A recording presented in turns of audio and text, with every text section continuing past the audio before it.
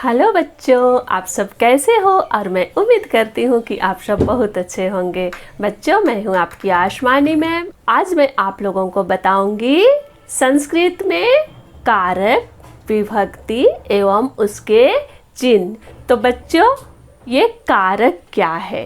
संज्ञा या सर्वनाम के जिस रूप से क्रिया तथा वाक्य में दूसरे शब्दों के साथ उसका संबंध जाना जाता है, वह कारक कहलाता है। ठीक है, कारक क्या बताता है?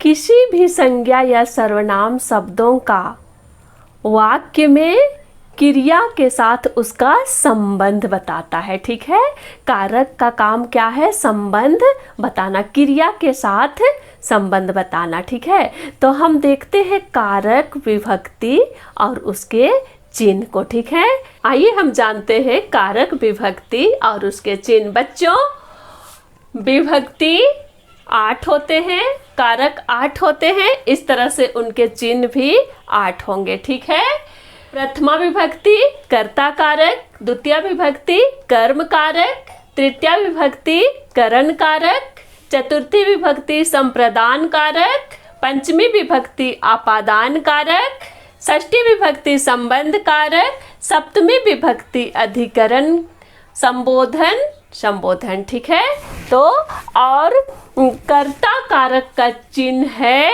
ने, कर्म कारक का चिन्ह है को, करण कारक का चिन्ह है से, के द्वारा, संप्रदान कारक का चिन्ह है के लिए, आपादान कारक का चिन्ह है से अलग होने में, संबंध कारक का चिन्ह है का, के, की, रा, रे, री, अधिकरण कारक का चिन्ह है में, पर, और संबोधन का चिन्ह है हे, ओ, अरे।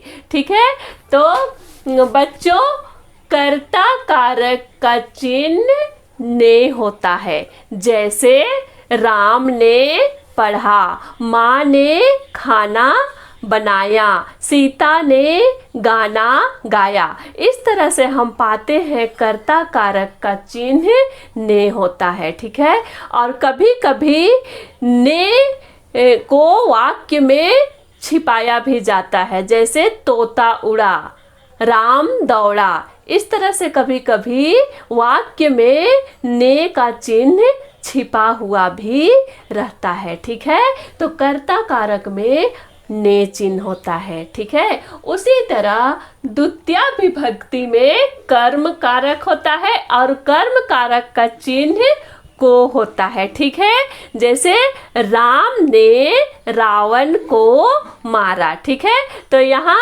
राम ने कर्ता हो जाएगा और रावण को, यहाँ हम को चिन्ह देख रहे हैं, तो रावण को, तो रावण यहाँ कर्म हो जाएगा। ठीक है, तो कर्म कारक में को चिन्ह होता है। राम ने कर्ता हो गया, रावण को ये कर्म हो गया, तो कर्म कारक में को चिन्ह होता है। ठीक है, तृतीय विभक्ति करण कारक होता है और करण कारक का चिन्ह से होता है। और यहाँ हम देख रहे हैं से का मतलब है जैसे उसके द्वारा काम लिया जा रहा है, के द्वारा। तो हम जिस चीज के लिए से का प्रयोग कर रहे हैं तो उससे काम लिया जा रहा है। जैसे सीता चाकू से फल काटती है। सीता किससे फल काटती है? चाकू से। तो यहाँ चाकू से में तृतीया विभक्ति है और करण कारक है, यानी चाकू के द्वारा यहाँ काम लिया जा रहा है।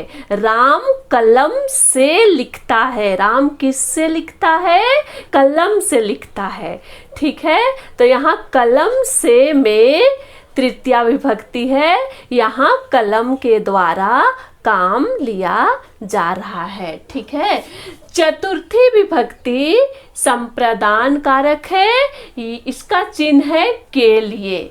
जैसे राम ने माँ के लिए दवाई लाया, तो यहाँ पर माँ के लिए यहाँ क्या है, संप्रदान कारक है और चतुर्थी विभक्ति है, माँ के लिए। ठीक है, यहाँ पर माँ के लिए क्या है, चतुर्थी विभक्ति है और कौन सा कारक है, संप्रदान कारक है। ठीक है, उसी तरह पंचमी विभक्ति अपादान कारक से, इसका चिन्ह हम यहाँ पर तृतीया विभक्ति में भी से चिन्ह देखें और पंचमी में भी से चिन्ह है, और इसका मतलब क्या है, के द्वारा, मतलब उसके द्वारा काम लिया जाता है। ठीक है, और यहाँ पर से का मतलब है अलग होना। ठीक है, अलग होने में इस से का प्रयोग अलग होने में किया जाता है। जैसे किस तरह अलग होना, जैसे पेड़ से पत्ते गिरते हैं तो हम क्या पाते हैं, पत्ते पेड़ से अलग हो गए। ठीक है, तो पेड़ से में कौन सी विभक्ति आ रही है, पंचमी विभक्ति आ रही है, और कौन सा कारक होगा, अपादान कारक होगा। जैसे राम घर से विद्यालय जाता है, तो हम यहाँ पाते हैं कि राम जो है वो घर से अलग हो रहा है। तो यहाँ पर हम घर से में कौन सी विभक्ति आया, पंचमी विभक्ति आया और अपादान कारक आया। तो इस तरह हम पेड़ से पत्ते गिरते हैं में पत्ता का पेड़ से अलग होना पाते हैं। राम घर से विद्यालय जाता है, कहाँ से विद्यालय जाता है, घर से, अर्थात वो घर से अलग होता है। तो ये अपादान कारक है और इसमें पंचमी विभक्ति है।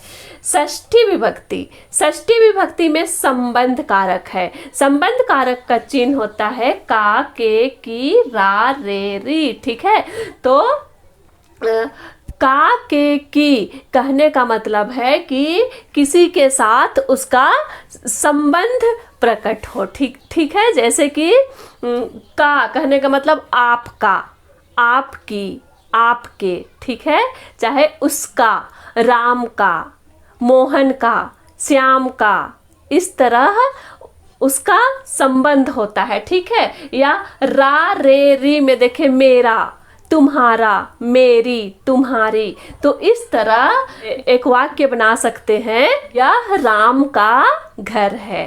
तो राम का घर, यहाँ पर घर किसका है, राम का है। यह मेरा पुत्र है, पुत्र किसका है, मेरा है। तो इस तरह संबंध प्रकट होता है। ठीक है, तो इसमें का, के, की में हम देख रहे हैं कि एक संबंध को प्रकट होना दिखलाता है। ठीक है, सप्तमी विभक्ति अधिकरण, अधिकरण कारक और इसका चिन्ह है में, पर। अधिकरण कहने का मतलब वो किसी का आधार हो। जैसे कि मेज पर पुस्तक रखी है, पुस्तक कहाँ रखी है, मेज पर रखी है। बंदर पेड़ पर कूदता है, बंदर कहाँ कूदता है, पेड़ पर। तो इस तरह से ये उसका पेड़ पर, मेज पर उसका क्या हो गया, आधार हो गया। ठीक है, गिलास में पानी है, पानी कहाँ है, गिलास में है, तो ये आधार को प्रकट करता है। ठीक है, तो इस तरह इसमें सप्तमी विभक्ति अधिकरण कारक होता है और इसका चिन्ह में पर होता है। ठीक है, संबोधन का चिन्ह होता है हे, ओ, अरे।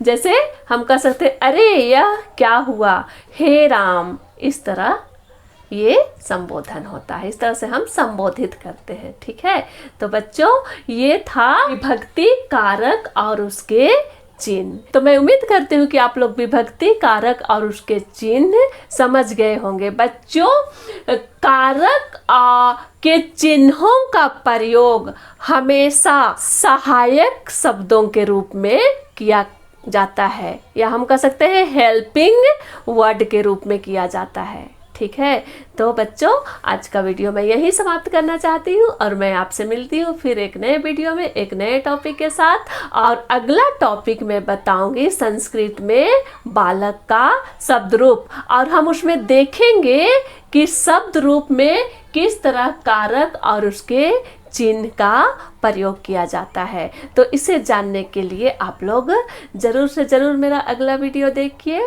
तब तक के लिए बाय।